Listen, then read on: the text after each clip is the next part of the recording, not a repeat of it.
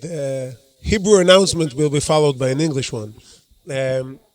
אני אדבר בקצרה על חוק השבות ועל הבעיה, ולמעשה בכלל על הבעיה של ההגירה לישראל, שאנחנו מתמודדים איתה בהרבה מאוד רמות ובעיות, וגם על החוק שעבר בקריאה ראשונה בכנסת בשבוע שעבר, שנועד באמת לפתור את הבעיה של כפל הביטוח הלאומי, בעיה שהיא מאוד מאוד מוכרת לציבור האמריקאי-ישראלי, ה-dual citizens, אבל הציבור הישראלי כמעט לא מכיר אותה, ומדובר באחד מחסמי העלייה המשמעותיים ביותר, שאני מקווה שהוא לקראת פתרון.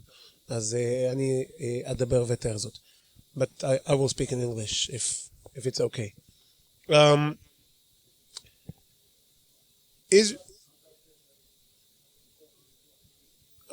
I will explain it in English. But the problem with Aliyah to Israel is double. We have a double problem. The people that we want that they will make Aliyah, people that the law of return was intended to bring them here, also known as Jews, most of them are not coming.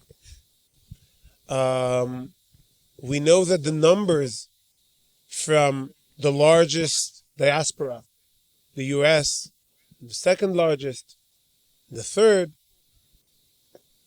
are not growing enough fast enough. I hope they will grow. I hope they will grow for good reasons and not for bad reasons, but apparently it looks like it's going to grow for bad reasons, because of anti-Semitism, because of what we see in the campuses and on the streets in the US and all around the world. But they're not coming, and it's part of it is because bureaucracy and double taxation that I will get to soon. But they're not coming, and the people who do come through the law of return from former Soviet Union countries. So in the beginning, of course, most of the Olim, even from Soviet Union countries, were Jews. But now it's the minority of Olim that are coming from former Soviet Union countries are Jews. Most of them are what we call law of return eligible. Law of return eligible is a group that is ever growing because it adds people that are descendants of Jews, and they are not Jews. Not halachically, and sometimes not even by their own definition. Most of the time, not by their own definition. Now, this creates Aliyah that is challenging. The challenges of Aliyah were always present to get people, even when there is no problem, not with the family and not with the economy and not with the it's not easy to move to a different country. It's not easy to go to a place where the language is different. It's not easy. Everyone who makes Aliyah, and many people here in the room did this, and my family did this, and my wife's family did this. By the way, my family made Aliyah from the US not so long ago. It was 1914, but 110 years ago.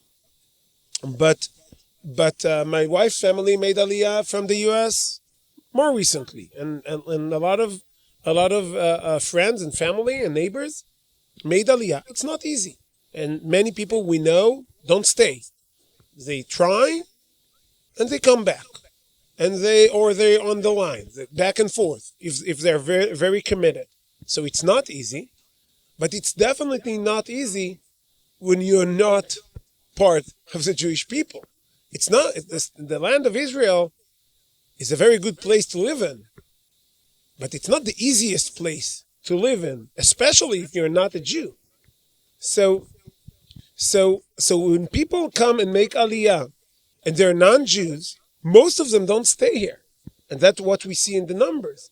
The most of the people that come from the former Soviet Union countries and they're non-Jews, they're leaving.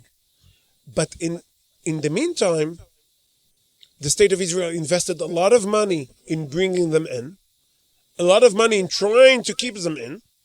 And then, so instead that Aliyah, and we know that Aliyah from the US, Nefesh B'Nefesh numbers, is very good to the Israeli economy, because most people do stay, and most people bring their assets and work in Israel and stay in Israel, and their family stays in Israel, so they have the support of the community. So it's good financially also, and of course, ideologically. When we invest in Aliyah that is not directed on Jews,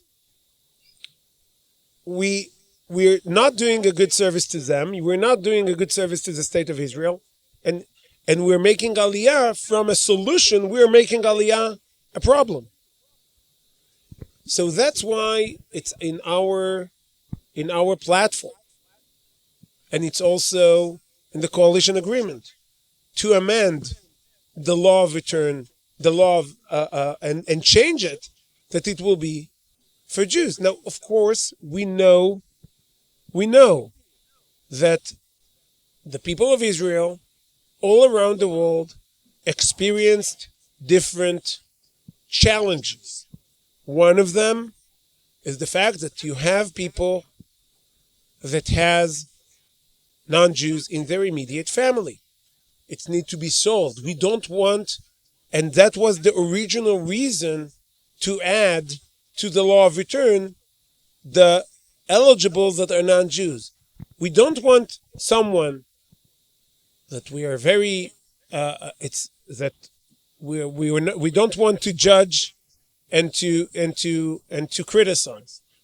But he married a non-Jew, but he's a Jew, and he wants to make Aliyah. We don't want, the state of Israel made a decision. We don't want him to make the choice between the land of Israel and the Aliyah and his wife or his children. We don't want him to make this choice. He can come and he can bring his children and he can bring his wife even if they're non-Jews. And they will be considered olim, and we'll deal with the issue of Giyur and other issues later. But we don't want to have any Jew to have to choose between his family and his homeland.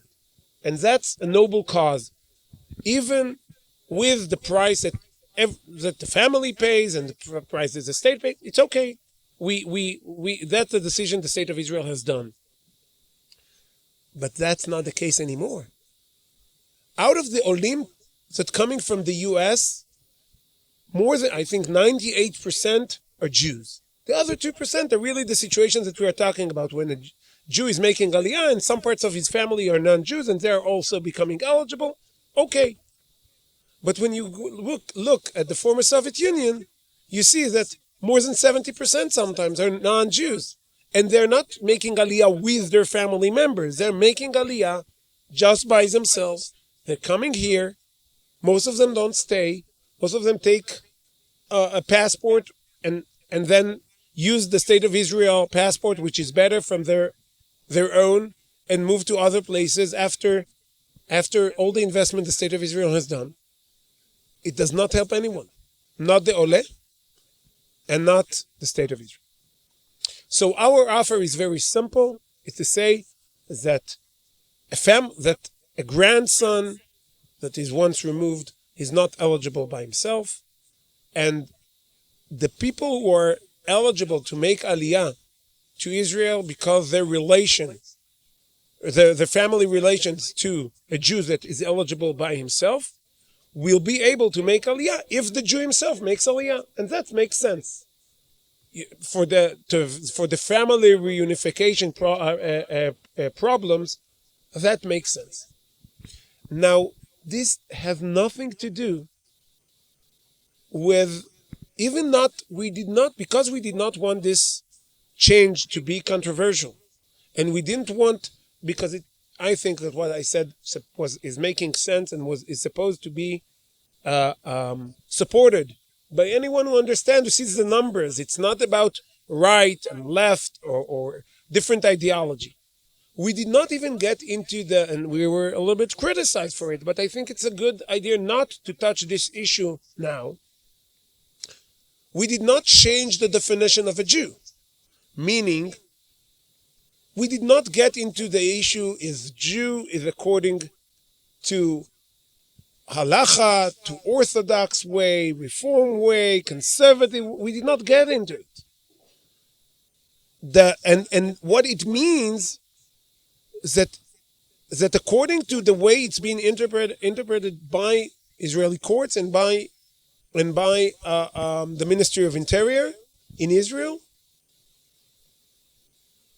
we don't dig in the U.S. We don't dig in history to see if you're part of a community, a reform community. We don't look back. If you're part of a community, you're eligible.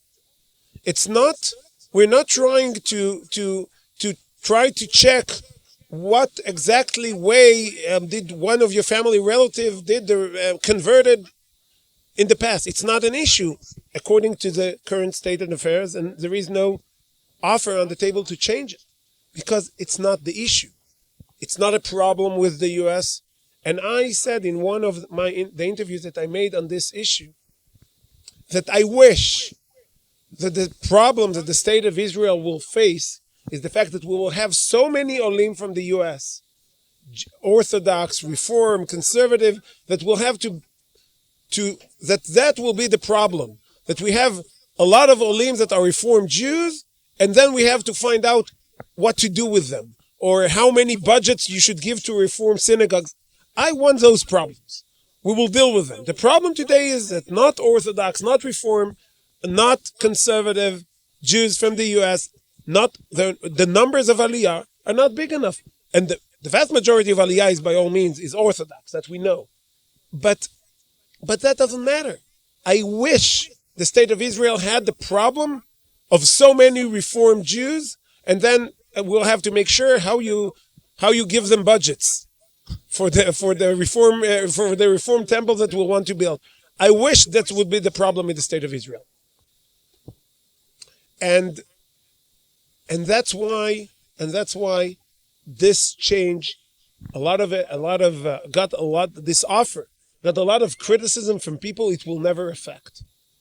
And I think that our job is to make Israel as welcoming as possible for olim, from the US, from the UK, from Australia, from France, and from any other country. And in order to do that, we need to focus our efforts on and change the law of return in that manner. And we need to make sure that the bureaucracy and the demands and the absurd demands that this strange system of laws created in Israel will be removed. Just an example, and that's something I learned and I was amazed. If a Jew went and became a Christian, he is not eligible to make Aliyah. That's the law.